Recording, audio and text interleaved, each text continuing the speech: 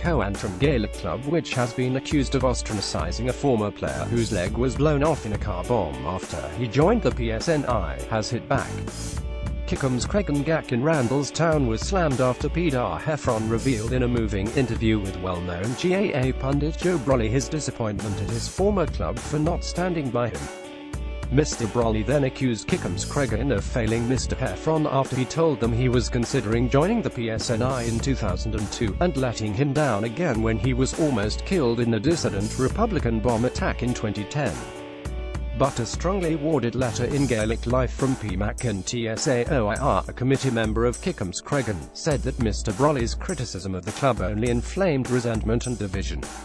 Mr. Brolly also referred to leaflets being handed to Mr. Heffron on the club pitch critical of Catholics joining the PSNI and the appearance of posters around the village where he lived.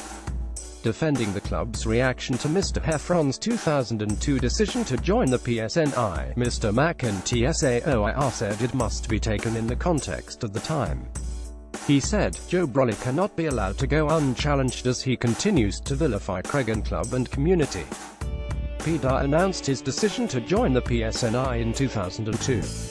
There was no consensus amongst nationalists then that this represented a new beginning to policing. More evidence was emerging of police collusion with loyalists. The murder of Bellati chairman Sean Brown, whose body was dumped 2 miles from Cregan Pitch, was suspected of having been the result of this. In short, there was a context. In light of Peadar's intention to become the first high-profile Gaelic player in the PSNI, several considerations arose for the club. Most crucially was its duty of care for members due to the inevitable security presence at games and the risks arising from this. Also, could the senior team field if players left in protest? Writing in his regular column in the Sunday Independent, Mr. Brolly recalled the reaction Mr. Heffron faced from his former teammates and officials, saying 2 of the team leaders rounded on him, saying what the F*** was he thinking? No one said a word to him. His boyhood friends never spoke to him again. Out on the field, the manager ignored him.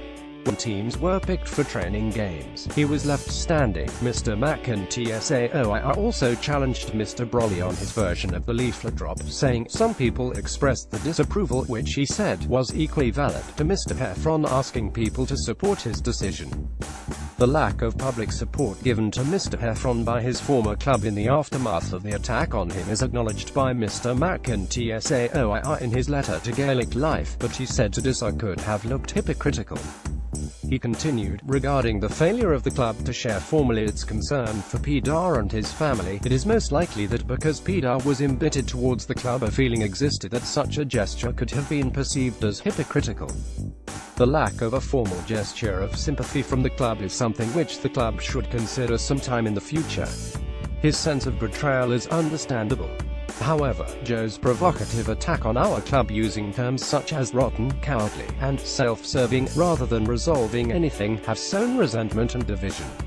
The Belfast Telegraph contacted Mr. Brolly for a response. He declined to comment. Belfast Telegraph.